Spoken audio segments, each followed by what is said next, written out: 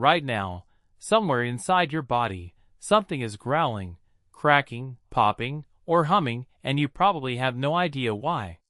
Your stomach makes a noise loud enough to embarrass you in a silent room, even when you're not hungry. Your knuckles crack with a sound sharp enough to make someone across the room flinch. Your ears ring in total silence, picking up a tone that isn't actually there. None of this is random. Every single sound your body makes is the byproduct of a system working exactly as it was built to: gas moving through tubes, joints separating under pressure, nerves misfiring in the dark. The strange part is that most of us have lived our entire lives producing these sounds daily without ever once asking the obvious question: what is actually happening inside me when I make this noise? The stomach growl, technically called borborygmi, a term coined from the Greek word for rumbling, borborygmos, used by physicians as far back as antiquity to describe intestinal sound. Here's the mechanism nobody explains properly. Your digestive tract isn't a static tube. It's in constant, rhythmic motion, driven by something called the migrating motor complex, a wave of muscular contraction that sweeps through your stomach and small intestine roughly every 90 to 120 minutes, whether or not there's food inside you. When your stomach is empty, that wave moves through a mostly hollow, gas and liquid-filled cavity, and the contraction pushes air and fluid through narrow passageways, generating vibration, the same basic physics as water gurgling through a partially empty pipe. A researcher named Walter Cannon, working at Harvard in the early 1900s, was among the first to map this systematically, using X-ray imaging on animals to actually watch stomach contractions happen in real time, at a point when almost nobody had visual evidence of digestion in motion. Here's the thing: the growl gets louder specifically when your stomach is empty, not full, because there's less material to dampen the sound. A full stomach muffles the vibration. An empty one amplifies it like an empty room amplifies an echo. Sound familiar? Because that's the exact same acoustic principle behind why a bare, unfurnished apartment sounds louder and more hollow than one packed with furniture and rugs.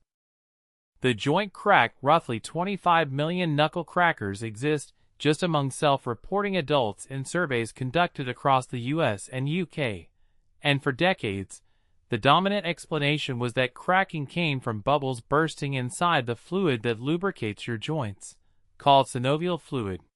Here's where it gets interesting.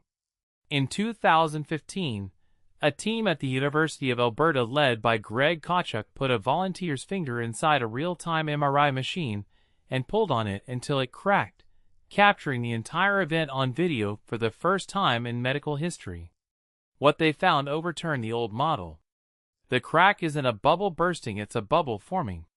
When you pull a joint apart, the synovial fluid between the bones experiences a sudden drop in pressure, and dissolved gas, mostly carbon dioxide, rapidly comes out of solution and forms a cavity, almost identically to how a can of soda hisses and fizzes the instant you crack the tab and drop the pressure inside it. That sudden cavity formation is what makes the sound, not a collapse. Kachuk's team could see the black gas pocket appear on the MRI in the exact instant the pop occurred, settling an argument that had run unresolved since the 1940s. And here's the compounding detail almost nobody knows. That joint typically can't be cracked again for about 20 minutes, the time it takes for the gas to fully redissolve back into the fluid, which is exactly why compulsive knuckle crackers instinctively save a joint and come back to it later without even realizing they're waiting on a chemical process. The ringing in your ears and total silence, medically termed tinnitus, a word derived from the Latin tinere, meaning to ring. Nearly 750 million people worldwide are estimated to experience some form of it, according to global epidemiological reviews published through the 2020s. And here's the baseline breaking part. Tinnitus isn't a sound entering your ear at all. There's no vibration in the air, nothing your eardrum is physically catching. It's a phantom signal generated inside your own auditory nervous system, most commonly triggered by damage to the tiny hair cells inside your cochlea, the snail-shaped organ that converts sound vibration into nerve signals. When specific hair cells tuned to specific frequencies die off or get damaged, often from noise exposure, aging, or certain medications, the brain doesn't just receive silence in that frequency band. It compensates by turning up the gain on the surviving neural circuitry, similar to a sound engineer boosting a channel that's gone quiet on a mixing board, and that artificial amplification is interpreted by your brain as a tone that isn't actually there. Joseph Roschecker, a neuroscientist at Georgetown University who's spent decades mapping the auditory cortex, has shown through brain imaging studies that this phantom signal engages the same limbic and emotional processing regions activated by chronic pain, which is exactly why tinnitus can feel so disproportionately distressing for something that, physically, doesn't exist as sound at all. Then there's the sneeze, something almost everyone assumes is simple. An irritant enters the nose, the sneeze clears it out. But here's what nobody tells you. A sneeze isn't a single reflex. It's closer to a cascading full-body event, involving your eyes, your chest, your diaphragm, and a burst of air that's been clocked at speeds up to 100 miles per hour as it leaves your nose and mouth, based on high-speed imaging studies conducted at MIT by Lydia Baruba, an applied mathematician who specializes in fluid dynamics of respiratory events. Baruba's team used ultra-high-speed cameras, some capturing thousands of frames per second, to prove that a sneeze doesn't release droplets in a simple spray. It produces a multi-phase fluid cloud, a turbulent gas cloud carrying both large and microscopic droplets that can travel across an entire room, far further than older studies from the mid-1900s had estimated. And there's an entirely separate mystery layered on top of the mechanism: the photic sneeze reflex, where roughly 18 to 35% of people, depending on the population studied, sneeze involuntarily when they step from a dim room into bright sunlight. Nobody has definitively proven why. The leading theory, going back to research first proposed in the 1960s and refined in genetic studies through the 2010s, suggests a wiring crossover in the trigeminal nerve, where the same nerve pathway handling sudden pupil constriction accidentally also triggers the sneeze pathway, essentially a neurological wrong turn shared by roughly a quarter of the human population. Now the hiccup, which might be the strangest of all, because unlike everything else on this list, it may not actually serve you any current purpose whatsoever. A hiccup is an involuntary, sudden contraction of your diaphragm, immediately followed by the abrupt closure of your vocal cords, producing that signature hic sound as air gets stopped short mid-inhale. Here's the pivot that changes how you see it.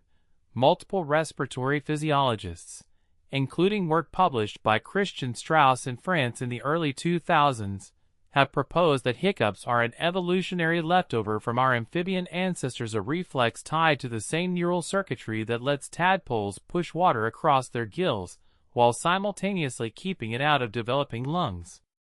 Under this model, the human hiccup circuit is essentially a fossil, a piece of ancient wiring still installed in your brainstem millions of years after the function it originally served became irrelevant.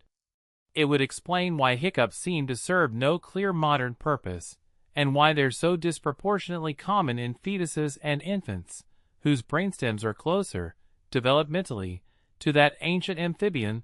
Like wiring, human fetuses have been observed hiccuping in the womb as early as 9 weeks gestation, well before the lungs are doing anything close to real breathing. The pop in your ears on a plane or driving up a mountain, caused by your eustachian tube, a narrow canal roughly 35 millimeters long connecting your middle ear to the back of your throat, struggling to equalize pressure fast enough as altitude changes. Bartolomeo Eustachi, the 16th century Italian anatomist the tube is named after, first documented it in detailed anatomical drawings published around 1564, working an entire lifetime before anyone understood atmospheric pressure well enough to explain why the structure he'd drawn actually mattered. You've got the stomach growl, driven by a hollow cavity amplifying a digestive contraction wave that never stops, hungry or not. You've got the joint crack, driven by a gas bubble snapping into existence under sudden pressure drop. You've got tinnitus, a phantom signal manufactured by an overcompensating nervous system with nothing physically making noise at all. You've got the sneeze, a fluid dynamics event violent enough to be measured in miles per hour, sometimes triggered by nothing more than sunlight hitting your optic nerve. You've got the hiccup, quite possibly a fossil reflex inherited from gill-breathing ancestors. Stack them together, and a single through line appears.